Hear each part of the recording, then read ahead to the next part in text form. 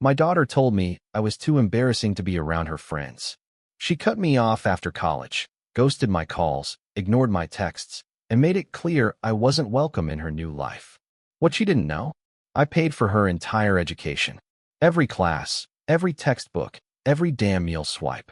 Not with loans. Not with charity.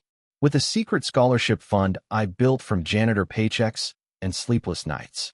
And the night she was invited to give a keynote speech at a prestigious gala, she froze. Because the founder she was about to thank, the one she didn't even know, was me. What happened next was rather unexpected. I will tell you everything. First, let me thank you for your continuous support. If you love stories like this one, support us by subscribing to this channel and comment where you are watching us from. It will be great to hear from you. Now let's jump into the details of what happened. My name is Marcus Reynolds, and for most of my adult life, I've been invisible. Not in the way you might think. Nothing supernatural or poetic. Just quiet. Overlooked. The kind of man people walk past without ever really seeing. The janitor pushing a mop in a dim high school hallway after midnight. The one who keeps his head down, whose name nobody remembers after retirement parties. That was me. Still is, really. But if you asked me then, I would have told you I didn't mind it. There was a kind of peace in being unseen. A kind of safety. That was, until my daughter made it clear she didn't just not see me. She was ashamed of me. It's strange how a whole life can be narrowed down to one moment, one sentence. I can still hear her voice in that text message, even though it wasn't her voice at all. It was typed, distant, sterile. Dad, I love you, but I need space. It's hard to bring you around my friends. I feel like you don't get my world. Not, I'm busy. Not, can we talk later? But embarrassing. That's what she meant. That I didn't belong in her new life. That I didn't fit the curated picture of who she wanted to be. Her name is Tessa, my only daughter. My everything. She was born in June, stormy night, emergency C-section. Her mother, Lila, had complications and never left the hospital. I left that hospital a widower and a father in the same breath. People called it tragic. I didn't disagree. But the moment they placed Tessa in my arms, wrinkled and squirming, eyes shut tight like she couldn't bear to look at the world yet. I made a vow. Right there in that hospital chair, I whispered it into the crown of her head. I'll make this world better for you. I promise. And I meant it. God, I meant it with everything I had. I didn't have a college degree. Barely scraped through high school. I'd been working odd jobs since I was 17. Warehouse gigs, kitchen shifts, construction when I could get it. When Tessa turned 2, I landed a job as a custodian at Roosevelt High. The pay wasn't great, but it was stable. And after years of instability, that was gold. I cleaned bathrooms, waxed floors, fixed busted radiators. I did it quietly. I was never late. Never complained. They promoted me to senior night shift supervisor after my 6th year. I took pride in my work, but never deluded myself into thinking it was glamorous. But every spare dime I made, every tax refund, every overtime shift I took, I saved it. Not for me. For her. See, Lila used to talk about starting a foundation. She came from a long line of women who made something from nothing. Her mother was a seamstress. Her grandmother ran a church pantry out of her living room. Lila was passionate about giving back. She wanted to start a scholarship fund for first-generation college students. When she died, that dream could have died with her. But I couldn't let it. Not with her name. Not with Tessa's future on the line. So I opened an account. Quietly. Named it after Lila's maiden name, Hartwell. Nobody knew. I built it little by little. Worked side jobs on weekends, mowing lawns, repairing gutters, painting basements. If someone needed a couch moved, I was there. I lived on boxed macaroni and off-brand cereal for years. The fund grew slowly, but it grew. And by the time Tessa hit her senior year of high school, I had enough to cover 4 years at any state school. Tuition, books, housing, everything. She applied to 6 colleges. Got into all of them. I remember when the acceptance letter from Bellevue University came in. She screamed and cried and jumped into my arms. We did it, she said. I didn't correct her. Let her believe it was a merit scholarship. Let her think her essays and grades made it happen. They did. But so did I. I wanted her to walk into college with her head high, not feeling like she owed anyone. That was the thing. I never wanted her to feel indebted to me. Never wanted her to see me as a charity case. That's why I never told her about the Hartwell Foundation. I submitted her information anonymously through a friend on the board. They approved her application like any other student. No special treatment. Just one more kid getting a shot. That's what Lila would have wanted. And for a while, it felt like the right decision. She flourished at Bellevue, majored in political science, made the dean's list every semester, got internships, joined clubs. Her social media filled with photos of her laughing at events I couldn't pronounce the names of. She stopped coming home for Thanksgiving, said she had group projects or networking mixers. I believed her, or at least I told myself I did. The real turning point came during her junior year. I'd driven 3 hours to surprise her on her birthday. Showed up at the student union with balloons and a small cake. I even wore a collared shirt. She looked mortified, asked if we could celebrate somewhere less public. Later that night, in her off-campus apartment, she made a comment, meant as a joke, I think, about how I still used cash and didn't know what Venmo was. Her roommate laughed. I forced a smile. That was the first time I truly felt out of place in her world. After graduation, the gap widened. She moved to the city, got a job at some lobbying firm, stopped returning calls. Texts came in short bursts. Busy today, talk later. Later never came. Until that one final text. The one where she said I didn't understand her world. That she needed space. That's when it hit me. She didn't want me in her world. Not as I was. She didn't know I was the one who paid for her entire education. She didn't know that every club she joined, every lecture she attended, every meal she ate on campus, I was the silent engine behind all of it. And maybe that was my mistake. Maybe I should have told her. Maybe if I had, she would have respected me more. Or maybe she would have resented me even sooner. I spent the next year in silence. I didn't chase her, didn't guilt her. I figured she'd come around eventually. That's the thing about fathers like me, we wait. That's all we know how to do. We wait and we hope. Until the day I got the email. The subject line read, Hartwell Foundation Gala, Student Honoree Speech Invitation. I stared at it for a long time. It was from the new coordinator, someone I'd never met. Apparently, Tessa had been selected as the keynote speaker for the upcoming scholarship gala. They wanted her to share her journey, from applicant to college grad, on stage, in front of donors and board members. I laughed bitterly. They didn't know she was my daughter. She didn't know I was the founder. The irony wasn't lost on me. I wrote back, I'd be honored to attend. Please reserve a speaking slot for the founder, just before the keynote speaker, if possible. 2 weeks later, the confirmation arrived. I marked the date in my calendar. October 14th. A Thursday. I asked a friend for a suit. Polished my old work boots. Practiced my speech in front of the bathroom mirror every night. Not for applause. Not for recognition. But because my daughter needed to know the truth. Even if she hated me for it. Even if it ruined everything. Some truths need to be said out loud. Even when they hurt. The year after Lila died, I started going to church again. Not because I suddenly found God. I didn't. If I'm honest, I wasn't even sure I believed in him anymore. But I needed a place where the silence didn't hurt so much. A place where the pews felt like they could hold the weight of my grief without caving in. So every Sunday morning, I sat alone in the third row from the back, nodding politely to Mrs. Kravitz, humming through hymns I didn't know, and listening to a pastor whose voice sounded too soft for the truths he tried to preach. One Sunday after service, the pastor pulled me aside, told me he was organizing a youth fund for kids who couldn't afford books or extracurriculars. Said he'd heard I was good with numbers, budgeting. Asked if I'd help. I didn't say yes right away. But that night, with Tessa asleep in her crib, I ran the math. Even with my night shift job, if I cut back on groceries and kept my old truck running, I could carve out a small amount each month. Not much, but enough to make a dent in someone's tuition someday. That's when the idea started. A seed. Tiny, delicate, but persistent. By the time Tessa turned 4, I'd opened a savings account under a new name, the Hartwell Education Fund. I didn't tell anyone, not even the pastor. It wasn't official. Just an account, $50 here, $20 there. I kept track on notebook paper, updating it every Friday. My version of hope. The name mattered. Hartwell was Lila's family name. She always said it with pride. Hartwells don't quit, she'd say, clenching her tiny fists when she studied for the LSAT or stayed up nursing Tessa through her first cold. Naming the fund after her wasn't just a tribute, it was a promise that no matter how small our lives felt, her dream would live on. As Tessa got older, I got creative.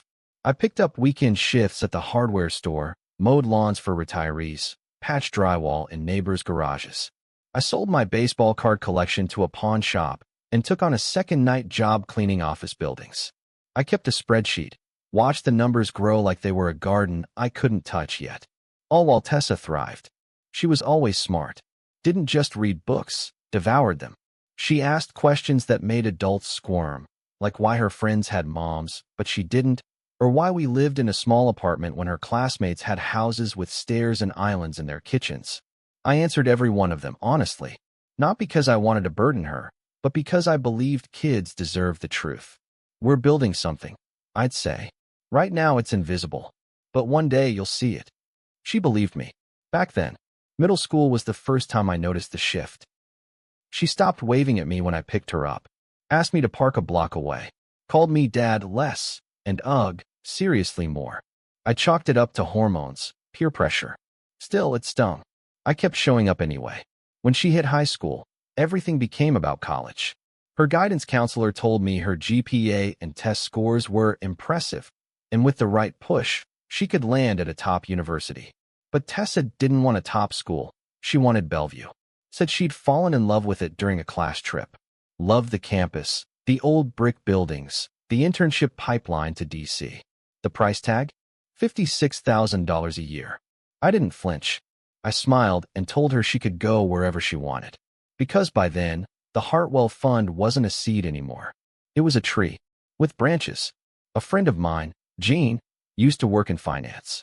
Lost his job after the 2008 crash and ended up doing security at the high school with me. He helped me invest the fund in low-risk bonds, then mutual funds. He was cautious but smart. We watched it grow slowly, steadily, over 18 years. By Tessa's senior year, there was enough to pay for her tuition in full. I'd done it. Quietly. Alone. But even then, I didn't plan to tell her. See, I had this fear that if she knew I'd paid for it all, she'd feel guilty. Or worse, she'd feel like she owed me something. And I didn't want that. I wanted her to feel free, like her life was hers to build, not a debt to repay. So I worked with Gene to set up a scholarship foundation. We registered it as a 501c3 nonprofit, gave it a professional name, the Hartwell Foundation. We even created a website. A simple one, but clean. We launched it with a single mission: provide scholarships to students from low-income families who showed potential but lacked resources. I used Tessa's application as the test case. She met all the criteria. When I submitted it, I didn't tell the board who she was. I even had Gene send it, and so my name wouldn't appear on the envelope. They accepted her within 2 weeks. Sent her an official award letter on Hartwell letterhead. She cried when she got it. Hugged me for the first time in months. "It's a miracle," she whispered. And I let her believe it. I should have told her. That's the part that eats me alive some nights. That maybe, just maybe, I laid the foundation for this entire heartbreak by keeping that secret. But in my mind, I wasn't hiding the truth. I was protecting her. Or maybe I was protecting myself. It's hard to tell the difference sometimes. She never asked questions. Never wondered why a foundation named after her mother's family gave her a full ride. Never connected the dots. And why would she? By that point, she saw me as background noise. The man who changed air filters and packed her lunch. The man who didn't get social media or know what brunch was. She graduated summa cum laude. Her name printed on the program in bold. I sat in the third row, pressed between strangers in pastel dresses and navy suits. She didn't see me. Or maybe she did and chose not to wave. Afterward, I waited by the fountain, where families were taking pictures. She walked by with a group of friends, laughing. I called her name. She glanced over, hesitated, then turned away. That night, she sent the text. "Dad, I love you, but I need space. It's hard to bring you around my friends. I feel like you don't get my world." I read it twice. Then a third time. Tried to pretend it wasn't as brutal as it sounded. That maybe she was just overwhelmed. But I knew. I felt the cut. Deep and deliberate. So I gave her what she asked for. Space. Silence. Until the gala. When I got the email from the foundation's new coordinator, I thought it was a mistake. Why would they ask her to speak? Then I remembered. They didn't know. The board had changed over the years. Only Jean and I knew the full story. Everyone else thought Hartwell was just another donor-funded nonprofit, which, in a way, it was. They'd selected Tessa as the keynote speaker for her remarkable achievements as a first-generation college student. They had no idea she was the founder's daughter, that she was funded by the very man she now avoided. It would have been easy to decline, to stay hidden, let her have her night. But something inside me shifted. A quiet voice I'd ignored for years finally spoke up. You've protected her long enough. So I RSVP'd. Requested a 5-minute speaking slot. No fanfare. No bio. Just my name. The irony was almost poetic. My daughter, proudly accepting recognition from a foundation she had no idea I created, standing on a stage I built from janitor paychecks and blistered hands. And me, stepping out from the shadows not to humiliate her, but to finally take my place in the story I wrote. Not as the footnote, but as the author. The last time I saw my daughter, really saw her, was Christmas Eve, a year before the gala. She hadn't been home the previous 2 years. Said she was too busy, that traveling was expensive. I didn't argue. I just kept the lights up on the porch and the tree decorated like I used to when she was little. I even baked the old cinnamon rolls from scratch, the ones her mom used to make from memory, though I always cheated with a recipe card. That year, she said she'd come. Just for the afternoon, she warned. I have dinner plans with friends. I told her that was fine. It wasn't, but I told her it was. She showed up wearing a long beige coat and heels she clearly wasn't used to walking in. Her hair was straighter than I remembered, styled to look effortless, but I knew my daughter's natural curls. She used to hate brushing them. She hugged me like someone who had to, not someone who wanted to. Light. Quick. No warmth. Hey, Dad. Hey, baby girl, I said, smiling. You look grown. She laughed, polite but distant. Well, it has been a while. I had set the table with the old plates she used to love, the ones with the chipped sunflowers.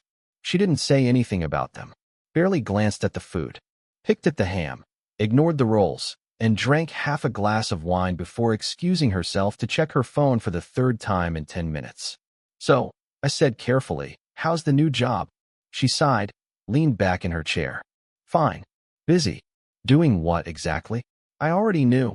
Her firm's website had a bio page with her picture and credentials, but I wanted to hear her talk about it. We lobby for consumer policy reform, she said with that clipped, professional tone. A lot of regulatory analysis. It's hard to explain. Try me, I said, softer than I intended. She looked up, her eyes sharp. It's not that simple, Dad. It's not just pushing paper around. It's about strategy, nuance. I don't think, she paused, then gave a tight smile. You'd find it very interesting. The air turned colder than the December wind outside. I stared at her a long moment. She didn't flinch. I might surprise you, I said. I read. I pay attention. I may not know all the fancy terms, but I can listen. Sure, she said, not meeting my eyes. But I'm just trying to keep things light today. You know, we moved to the living room. I put on some music, old Motown, her mom's favorite, and sat beside her on the couch. I wanted to ask if she was dating anyone, if she was happy, but I didn't. I could already feel her pulling away. She stood up not long after, checked her phone again. I should probably head out. It's only 3, I said. She gave that same practice smile. Yeah, my friend Natalie is picking me up. We've got this reservation at La Bure. La what? La Bure. It's French. I nodded, even though I had no clue where or what it was. Sounds fancy. She shrugged on her coat. I walked her to the door. I packed you some leftovers, I said, in case you wanted to take something. She hesitated. Thanks, but I probably won't eat it. I'm doing this no-carb thing. I forced a smile. Right? Of course. She turned to go but paused. You should really get a new phone, Dad. Yours is so old. It doesn't even have Face ID. It works just fine for me, I said, a little too quickly. She kissed my cheek, barely. Merry Christmas. I watched her walk down the sidewalk, heels clicking, shoulders stiff. She didn't look back. That was the last time I saw her in person. A week later, the text came. Dad, I love you, but I need space. It's hard to bring you around my friends. I feel like you don't get my world. I reread it 4 times before the meaning really settled in. It wasn't space she needed. It was distance. Permanent. Comfortable distance. Enough to pretend I didn't exist when she was in her element. Enough to erase me from the parts of her life she thought mattered. I didn't respond. What was I supposed to say? Beg her to let me back in? Explain that I'd spent 2 decades making sure she had every opportunity in the world? That I worked nights and weekends and holidays so she could wear those stiff beige coats and eat at French restaurants with people who didn't know her father cleaned toilets? No. I just sat on the edge of the couch, holding my old flip phone like it had exploded in my hand. I went through the rest of the holidays like a ghost. Took down the tree before New Year's. Didn't bake the cinnamon rolls. Didn't listen to music. Just existed. A week passed. Then 2. Then a month. She didn't call. Didn't text. Nothing. Gene came over one evening to watch a game. He noticed right away something was off. She ain't coming around anymore? He asked. I shook my head. He didn't say anything at first. Just handed me a beer. We sat in silence for a bit. You tell her, he finally asked. Tell her what? That it was you. That you paid for everything. I shook my head again. What difference would it make? He stared at me. Might have made her think twice before sending a message like that. Or maybe she'd resent me even more. Think I manipulated her. Bought her. Gene exhaled through his nose. You can't win either way, huh? Nope. He cracked his knuckles. Still think you did the right thing? I didn't answer right away. I thought about Tessa's face when she got that acceptance letter. The tears in her eyes. The hug she gave me. The look of freedom. I said slowly, I did what I had to do. What I believed was right. He nodded once. Didn't argue. That's what I appreciated about Gene. He didn't try to fix things. He just sat with me in the mess of it. But as the weeks turned into months, something shifted in me. The silence didn't feel peaceful anymore. It felt heavy, like I was letting her rewrite history while I stood off stage, erased from the credits. It wasn't just that she cut me off. It was that she got to walk away clean, polished, while I stayed behind, holding the weight of every sacrifice, every dollar, every sleepless night. When the gala invitation arrived, it wasn't just an opportunity. It felt like fate, like a reckoning, not revenge. I wasn't angry. I was just tired. Tired of hiding. Tired of pretending that love meant swallowing your pride until there was nothing left of you. This was my chance to step into the light. Not to shame her, but to remind her where she came from, and who kept the lights on all those years she was learning how to shine. The morning of the gala, I woke up before sunrise. I stood at the bathroom mirror for almost half an hour, razor in one hand, doubt in the other. I hadn't worn a full suit in nearly 20 years, not since Lila's funeral, and the borrowed navy jacket hanging on the closet door felt like it belonged to someone else. Still, I pressed it, buttoned it over my chest, and practiced my speech in a whisper, mouthing the words so quietly even the walls couldn't judge me. Good evening, everyone. My name is Marcus Reynolds, and I'm the founder of the Hartwell Foundation. Even saying it out loud felt surreal. All those years I let other people speak on my behalf, introduce the awards, pose for the pictures, while I stood off to the side, clapping quietly, fading into the background like wallpaper. But not tonight. Gene picked me up around 4. He was the only one who knew the full plan. He didn't say much during the drive, just sipped his gas station coffee, and kept glancing sideways like he expected me to flinch and change my mind. I didn't. The gala was being held at the Bellevue Regency, a glossy, overpriced hotel with marble floors and chandeliers shaped like glass hurricanes. The kind of place where people whispered names like stock tips and judged you by the cut of your blazer. I walked in with my shoulders back, my tie slightly crooked, and my boots still scuffed at the toe. Because I wasn't pretending to be someone I wasn't anymore. A young woman with a headset clipped to her ear greeted us. Mr. Reynolds? You'll be speaking after Ms. Reynolds, just before the closing remarks. We have you listed as the anonymous founder. Still wish to proceed under your name? I looked her square in the eye. Yes, my full name. Marcus Reynolds. She blinked. Got it. Tessa hadn't arrived yet. Her photo was on the program. Student honoree, keynote speaker, Bellevue class of 24. She was the closing act. The star. I was just the surprise. The ballroom was packed. Donors, board members, alumni, all dressed like they were auditioning for a political campaign. I recognized a few faces, people who'd written checks over the years, people who shook my hand without ever really seeing me. Funny how money turns strangers into family, but love turns family into strangers. When Tessa walked in, my breath caught. She looked radiant. Sleek black dress, hair pulled into a low bun, heels that clicked confidently across the floor. She was laughing, real laughter, not the clipped kind she gave me last Christmas. She worked the room like she belonged there. She didn't see me. Not right away. I stayed seated in the far corner, behind a large centerpiece of white orchids. She passed within 10 feet of me while greeting the MC, shook hands with board members, smiled for a few photos. Never looked my way. Dinner came and went. Speeches droned on. The scholarship video played. Footage of students opening acceptance letters, mothers crying, campuses blooming in spring. Tessa's face appeared once in a brief clip, sitting on a park bench, talking about opportunity. Then the lights dimmed. And now, the MC announced, "Please welcome our keynote speaker, a brilliant young woman who embodies everything the Hartwell Foundation stands for, Ms. Tessa Reynolds." The room erupted in polite applause. She walked up, poised, polished, every inch the young professional she'd worked to become. She adjusted the mic, scanned the crowd with her signature smile, and began. "Good evening, everyone. It's truly an honor to be here tonight. The Hartwell Foundation changed my life. As a first-generation college student, I faced a lot of doubt, not just from the world, but from within. But this scholarship, it told me someone believed in me." She paused for effect, looked down, swallowed, and I never knew who that someone was. I didn't have a name. I didn't need one. I just knew someone cared enough to invest in me. And because of that, I stand here today, working in public policy, giving back, and trying to make sure others get the same shot I did. The room clapped again, louder this time. She smiled, humbly. My stomach turned. "Tonight," the MC said as she returned to her seat, "we have a very special guest. For the first time since the Foundation's inception, the founder has chosen to speak publicly. Please welcome Marcus Reynolds." Her body tensed before her eyes caught up. And then she looked at me. First confusion, then disbelief, then panic.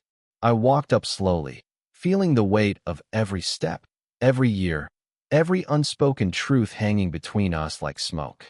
The room blurred at the edges. All I could see was her, jaw slack, hands frozen in her lap, eyes wide with dread.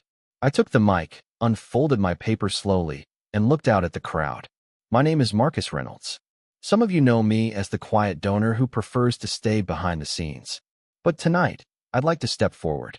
Not for applause, and not for thanks, but for truth. I let the silence breathe.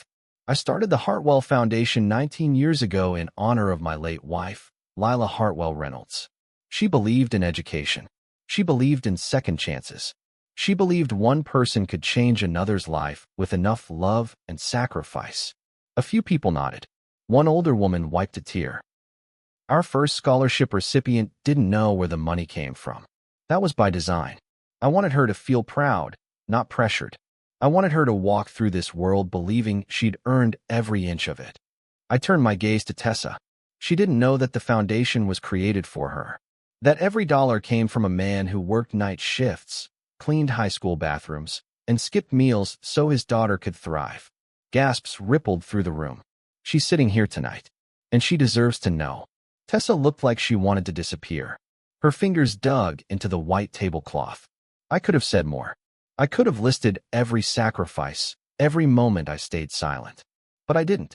I stepped back, nodded once, and walked off the stage. I didn't look at her again. As I passed her table, I heard her whisper, "Dad." I didn't stop. Outside the ballroom, the air was crisp.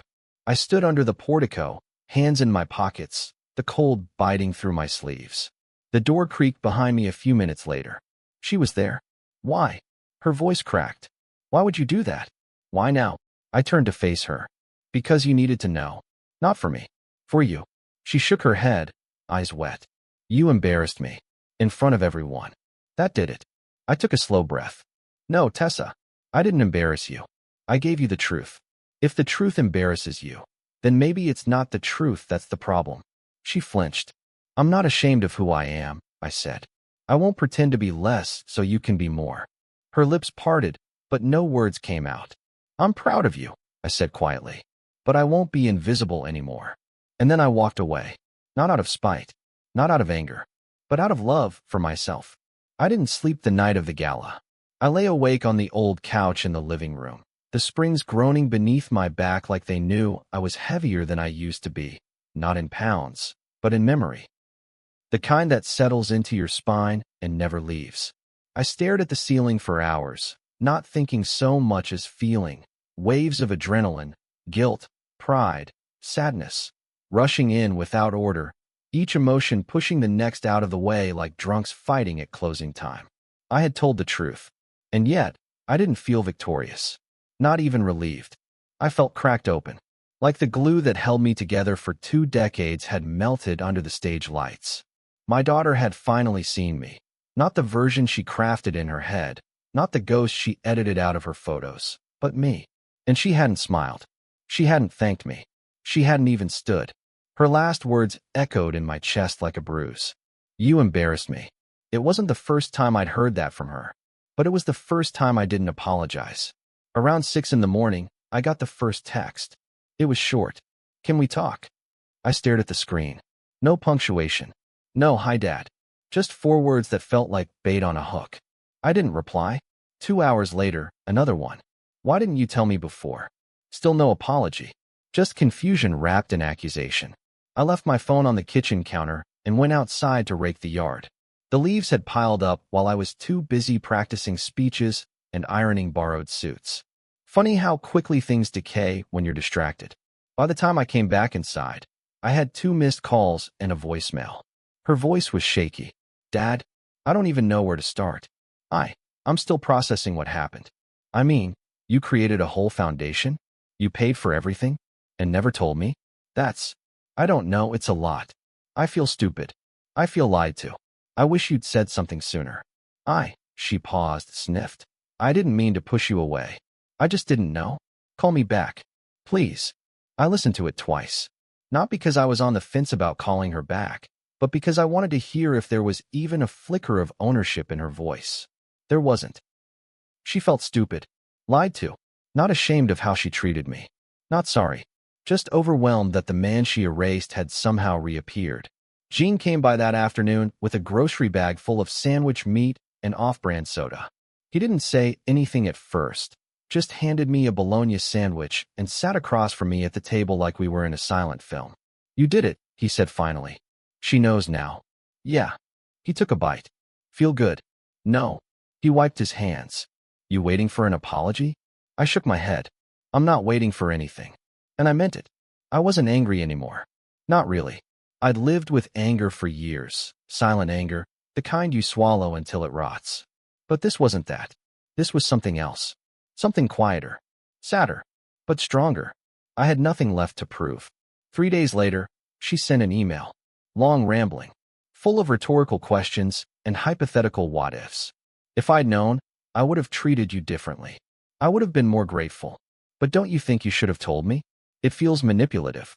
Like you waited for the most dramatic moment possible to reveal everything. Was this about me? Or was it about you?" That part hit me in the chest. Was it about me? Maybe. Maybe after 20-something years of silence, I finally needed to be seen. Maybe I wanted her to look at me not just as her father, but as a man who mattered, who built something, who sacrificed. Is that selfish? Maybe. But after 2 decades of disappearing into the background, I think I earned one moment in the spotlight. I responded to her email with a single sentence. "I love you, but I will not be made small to make you feel better about ignoring what's been right in front of you." She didn't reply. The foundation board sent me a follow-up message a week later. Said the gala had generated significant interest and that my speech had inspired unexpected donor activity. They asked if I'd be willing to speak again at next year's event. I declined, not because I was ashamed, but because that speech was never meant to be the beginning of something. It was the end of something, the closing of a long, painful chapter where I carried the weight for someone who couldn't or wouldn't see it. That Sunday, I went back to church for the first time in years. Sat in the same pew I used to when Tessa was little. The building hadn't changed, still smelled like lemon cleaner and old hymnals. But I had changed. When the pastor opened the floor for testimonies, I stood. My voice didn't shake. I didn't talk about the gala, or Tessa, or the scholarship. I just said, sometimes love means giving. Sometimes it means letting go. And sometimes it means telling the truth even when it breaks the peace. A few heads nodded. One woman clapped softly. That was enough. Back at home, I boxed up Tessa's childhood art. The finger paintings, the macaroni necklace, the Mother's Day card she made for me in kindergarten after a teacher told her it was okay to make one for a dad. I kept every single piece. But I put them in the attic. Not to forget, but because I needed space too. She called once more in late September. Left a voicemail again. Hey, just wanted to say I'm sorry. For not seeing everything. For making you feel small. I was stupid and selfish. I don't know how to fix it. But I do want to try. If you ever want to talk, I'm here. I listened to that one twice, too. But I didn't call her back. Not because I was punishing her. But because fixing it doesn't mean going back to the way things were. It means rebuilding with honesty. And I wasn't ready yet. Maybe I never would be. And that had to be okay. Sometimes love doesn't look like a hug or a second chance. Sometimes it looks like silence. Like holding the boundary even when it hurts. Fall turned to winter in quiet stages. The mornings started with frost on the windows. Then came the stiff winds that knocked the last few leaves off the maple out front. I kept the heat low in the house, like always. Wore 2 sweatshirts instead of turning the dial. Old habits, I guess. Even with the Hartwell Foundation now drawing attention, I still clipped coupons and reused coffee grounds once or twice before throwing them out. It wasn't about the money. It was about remembering what it took to get here. It had been 3 months since the gala. Tessa hadn't called again. Not since the voicemail. I hadn't blocked her. I hadn't shut the door. I'd simply chosen not to open it yet. I listened to her voice on that recording a few times over the weeks. Each time with a different feeling. Pride. Sadness. Gratitude. Grief. She was trying. In her own way. And part of me, the part that still remembered the weight of her as a baby asleep on my chest, wanted to pick up the phone. To make it easier. To be her dad again. But that part didn't run the show anymore. Because love without boundaries isn't love. It's erasure. And I wasn't going to disappear again. That Sunday, I visited the cemetery for the first time in over a year. Lila's grave sat at the top of a gentle hill, under a birch tree that had always looked half dead, but somehow bloomed every spring anyway. I stood there with my hands in my pockets, looking down at her name etched in stone. I spoke softly. She found out. The wind picked up a little, like it was listening. I told her. On stage, in front of everyone. She was mortified. Said I embarrassed her. I laughed once, bitter and soft. But she knows now. And that has to be enough. I pulled a small envelope from my coat pocket. It was the original copy of the first acceptance letter the Hartwell Foundation ever sent. Her name typed in bold. The words, full tuition coverage, underlined. She had no idea it came from our living room table, printed on a borrowed printer I bought from a yard sale. I placed it at the base of the headstone. Anchored it with a stone. She's smart, I said. Driven. Just like you. But somewhere along the way, she started seeing people like me as obstacles. Proof of the past she wanted to forget. I swallowed. The wind stilled. I think I finally understand, though. I spent so long protecting her from the truth. Hiding the struggle, the sweat, the sacrifice, that I made it easy for her to believe she built her life on her own. I paused. But she didn't. And I won't let her rewrite that. As I stood up to leave, I looked at Lila's name one last time. Whispered, we did good. Back home, I got the mail. And it was a manila envelope, thicker than usual. Inside were thank you letters from current Hartwell scholars. 10 of them, each handwritten, each with some version of the same message. You changed my life. Some had pictures of their families. One had a baby girl. Another enclosed a crayon drawing signed, thank you for my mommy's school. I sat at the kitchen table and read every one. Then I cried. Not because I was sad, but because I was finally able to feel proud without shame.